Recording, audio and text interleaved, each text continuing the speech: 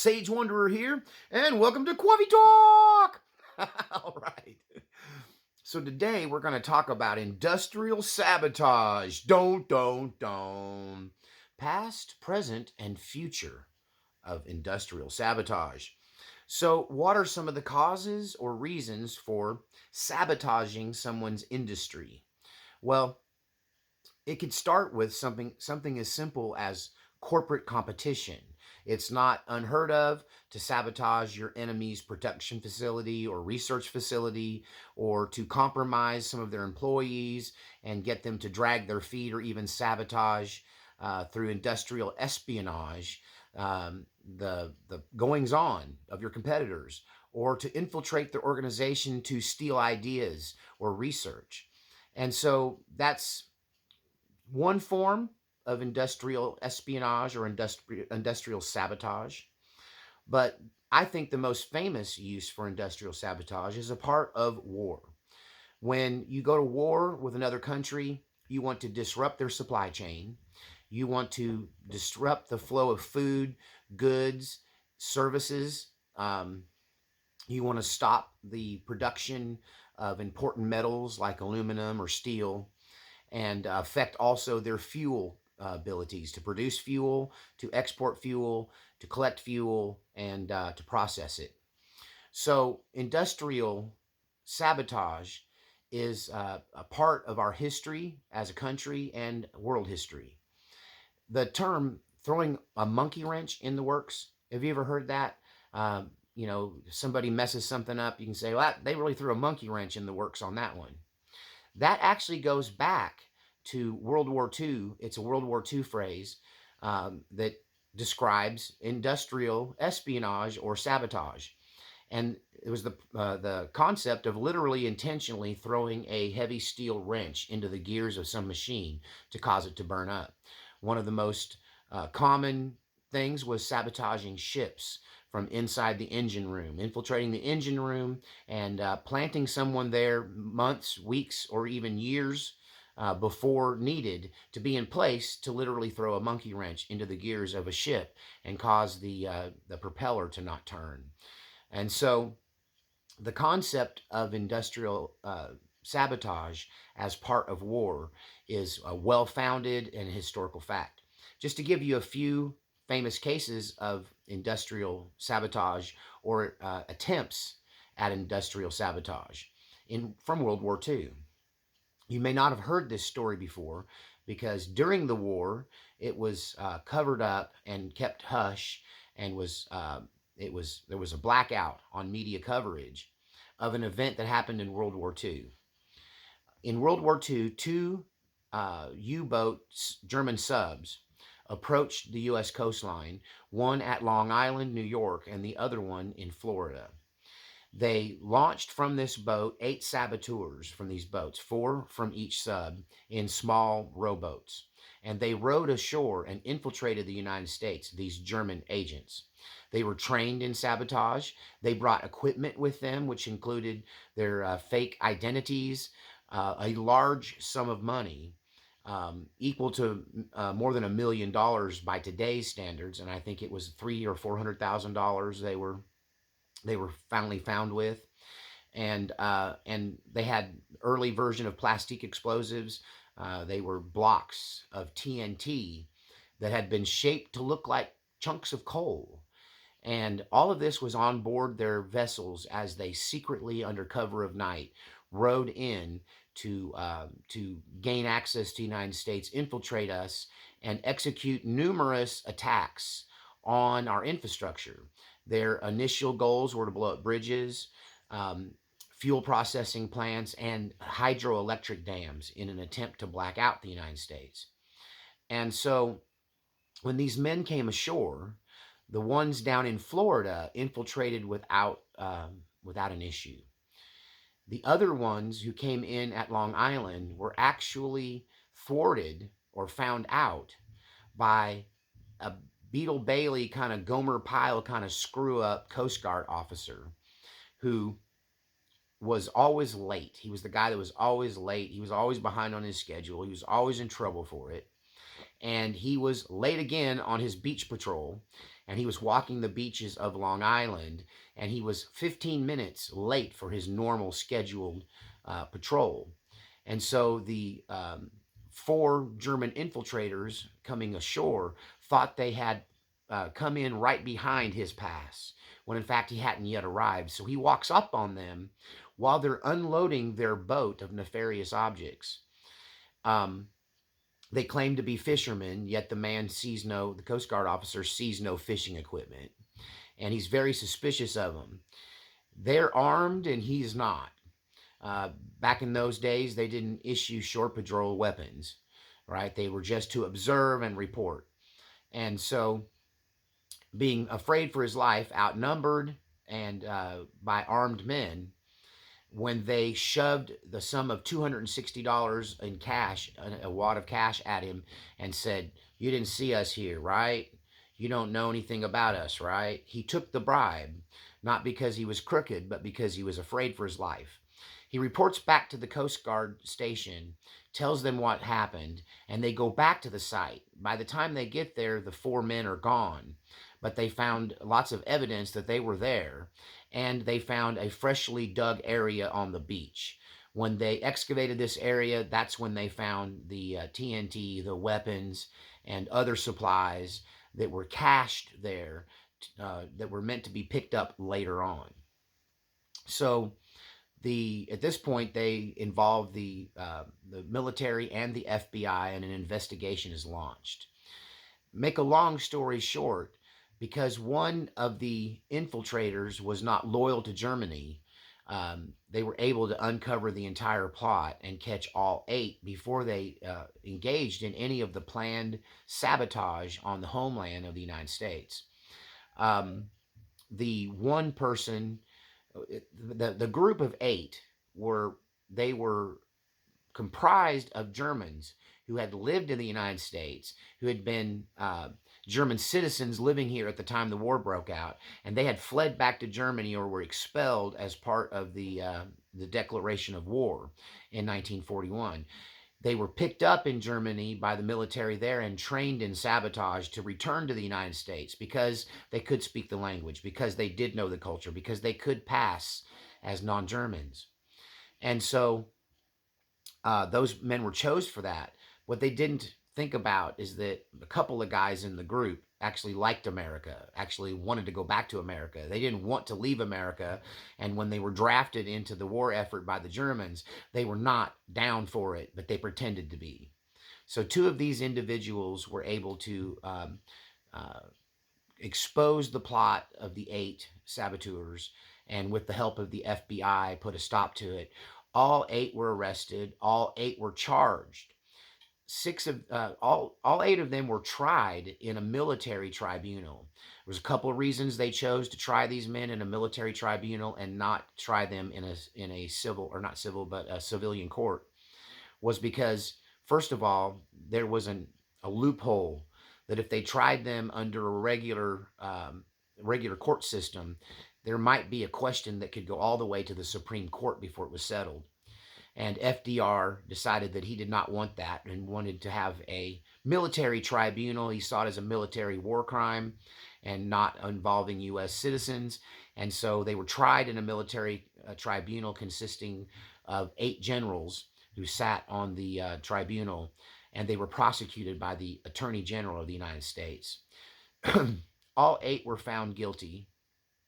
6 were sentenced to death and executed by the electric chair. The other 2, one was given a life sentence, and the other one was sentenced to 30 years. They were allowed to live and spared because they turned in their cohorts. Then later on, these men were, after the war, were pardoned, or their sentences were commuted, I think is technically what happened.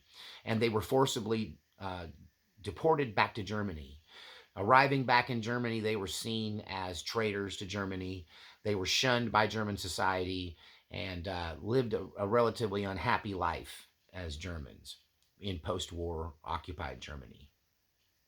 So we can see in the past, sabotage is on the agenda for our enemies, for any government when they're in a state of war, or even leading up to a state of war, or even in an area of contention. One might argue that the civil uprisings in the United States were agitated by communist agitators who wanted to destabilize the will of the American people concerning the war in Vietnam, and that many of these communist agitators were actually were recruited by secret Russian and Chinese operatives to operate against the United States' best interest by causing a conflagration here in the United States that kind of culminates in some big riots, especially at the Democratic National Convention at one point. So now I'm not discounting that or claiming that all of the protests of the 1960s were sabotage by the enemy, but there was definitely that element involved in those. It wasn't exclusively that, but it was partially that for certain, and history has proven that to be true. And so there's lots of unconventional warfare methods that are deployed against your enemy, both before a war and during and after, using military ships to interdict and intercept merchant marine ships to stop the flow of goods and services and equipment to and from war zones is something that's been going on since the privateer days. That declaring war on your enemies' commercial shipping is just part of war and part of pre-war. And so you go back to looking at the Pacific Northwest. Many of you may not know that Japan successfully bombed the Pacific Northwest by using balloons. Dun. In fact, the only deaths recorded on the United States mainland as a result of the of World War II were when a family was killed when they encountered one of these unexploded bombs that were delivered into the Pacific Northwest mountains, the mountains of Oregon, north of Brookings, north and east of Brookings, Oregon, that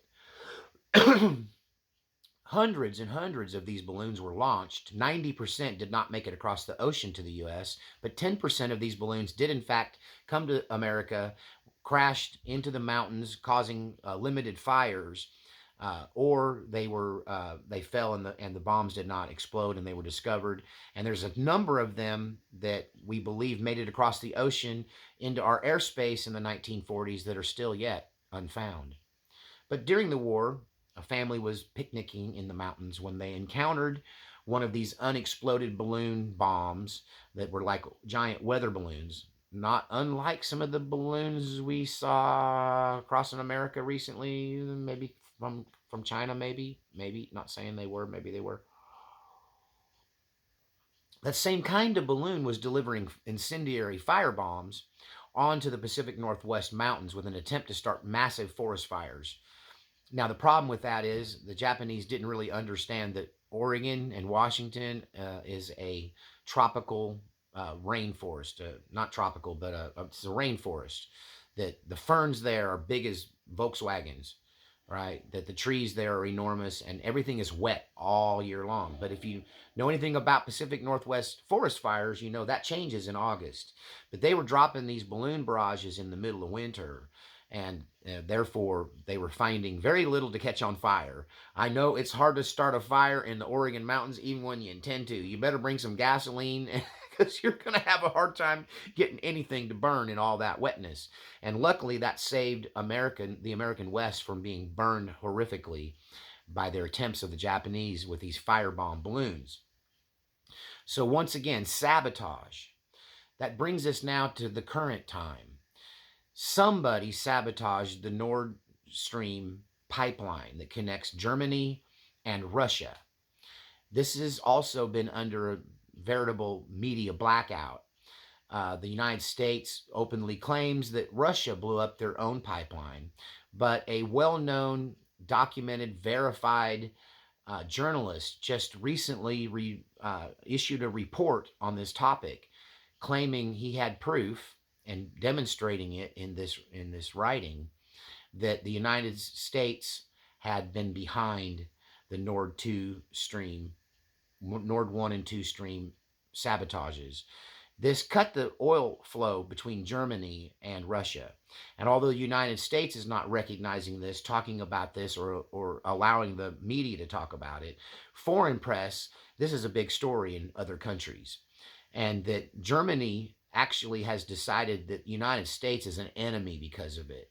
Because we cut that pipeline, many Germans had a very, very cold winter, and they see it as a war crime. They're they're threatening to pull out of all of our treaties. That the Germans are very angry at us, and they almost see it as a declaration of war of the United States on Germany. This is current times over this Nord Stream thing. The Russians, Putin in particular, talked in detail about how the United States had done this thing. Not saying we did, just reporting the facts. Okay, just telling you what's being said. And that brings me to the big conspiracy that I haven't really talked about, the conspiracy theory, because there for a while people were getting strikes and getting their channels eliminated for talking about the food processing plant fires. And although many will claim this has been debunked, when you look at the big picture, you look at the mile high view, you look at things and you consider everything that's going on. Consider the fires of the Pacific Northwest of the past couple of years that I reported on this channel, that friends of mine in a small Oregon town actually captured at gunpoint and held for the police arsonists who were from Portland, who were dressed in the usual Antifa type costume, and they were claiming that they were destroying they were setting these fires to protect Mother Earth. Only in a communist mind does any of that make sense. I need some coffee to swallow that lie.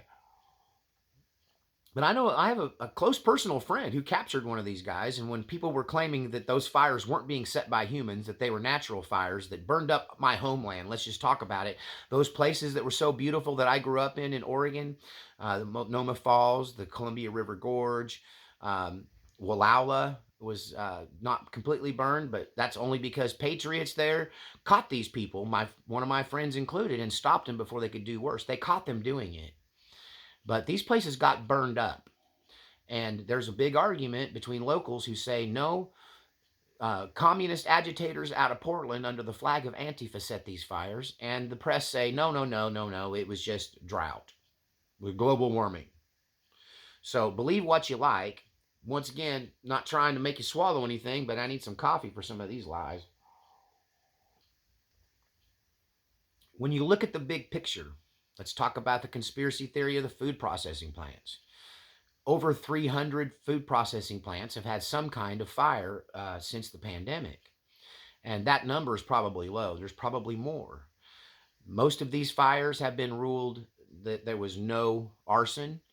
Several of these are still under investigation.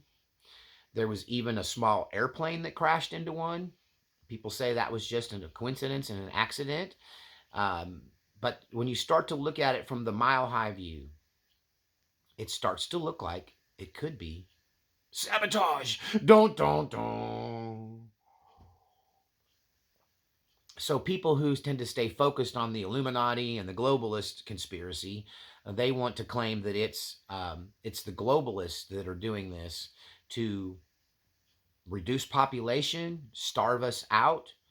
Those are the ones that are focused on the food processing plants. But let's talk about oil refinery explosions. Don't. So just recently, there was several big explosions at refineries and oil production facilities. Pemex in Mexico, one of the big suppliers of petroleum for the United States, was destroyed in a massive explosion. One thing about these big explosions and fires, it tends to cover up the evidence in such a way that it'd be nearly impossible to prove arson or to disprove it. So you really can't, I don't think that's why so many of them are under investigation, and other ones that they've ruled they didn't see any reason to believe there was foul play. But when you're sifting through the ashes, how can you tell? How can you tell, right, that arson and these explosions, by their nature, destroys evidence? I had a friend that was an arson investigator, and he did a pretty good job of basic firebug behavior. They can tell if you spread some gasoline and set it on fire by sifting through the ashes, reading the char marks, finding the hot spot. He talked to me in detail about this, but he also said the bigger the fire, the harder it is to prove arson or disprove arson. So these things remain a mystery, at least 6 of them for sure, because they're still under investigation in the food processing. As far as what's going on in these oil refinery fires, there's been many of them. I heard one report that claimed there was 3 in one day just a few weeks ago. And so it was on a Friday. You can look that up. It's also hard to find this stuff because it's being suppressed. And I hope YouTube doesn't come after me for talking about it. But remember, coffee talks are for theories I think are interesting but don't necessarily believe, and that's why I need coffee to swallow them. So you've got mysterious fires at food processing plants. You got mysterious fires at oil production facilities. And we had a recent mysterious fire at a uranium processing plant. Don't. Well, that's not a potential military target. That wouldn't be something somebody would want to sabotage, would it? Apparently, this fire happened in a building in Oak Ridge, Tennessee. If you don't know about Oak Ridge, Tennessee, it was considered a secret town for a long time during World War II because that's where we processed the uranium that would go into the bombs that would be used to bomb Pearl Harbor, Fat Man and Little Boy. And ever since then, we have been using the same facility, building there in Oak Ridge, Tennessee, to create this infrastructure to process uranium that is primarily used to fuel our nuclear submarine fleet. Oh, who would have some reason to want to decapitate or stop production of uranium that feeds our nuclear powered submarine fleet? Pick your enemies there, but China, China, excuse me.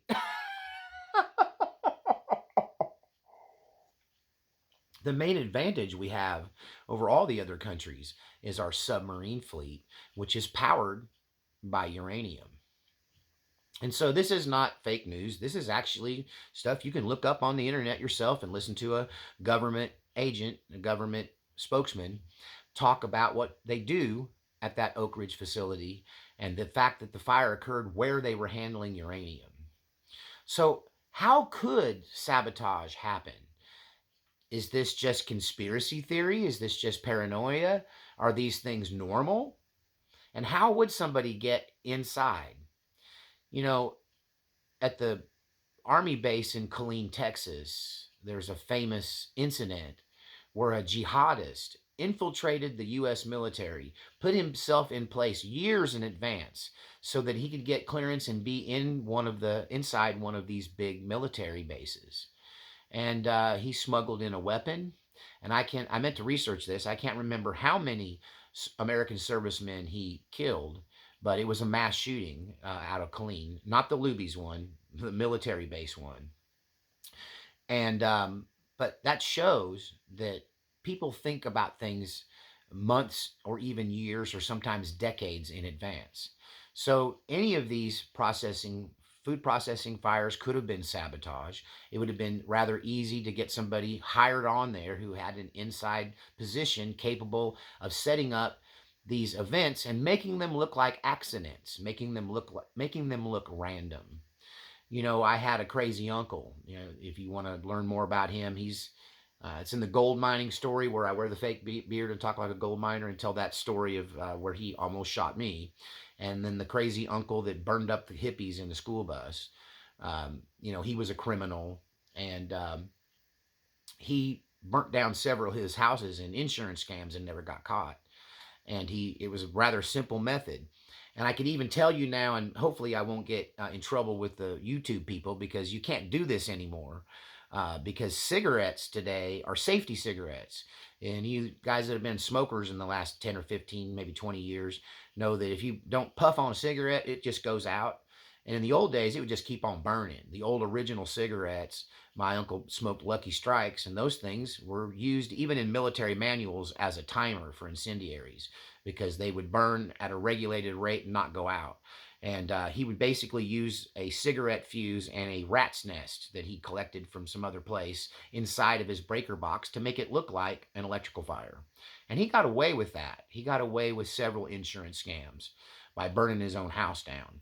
So, can you set things up to make it look like an accident? Can you defeat arson investigators? Having been friends with an actually family shirt tail relative with a arson investigator, I can tell you that it's hit and miss, and it's rather easy to cover your tracks because the fire gets rid of all the evidence. But sometimes the fire itself is the evidence. All you got to do is watch Backdraft and other shows like that to learn about the nature of fire. So these incidences could be random. They could just be accidents, decaying infrastructure, bad wiring, planes off a track. you know, it, who knows? We have refinery fires all the time. 3 in one day. I will say this about the Mexican refineries, that they really ramped up production when the Ukraine war started.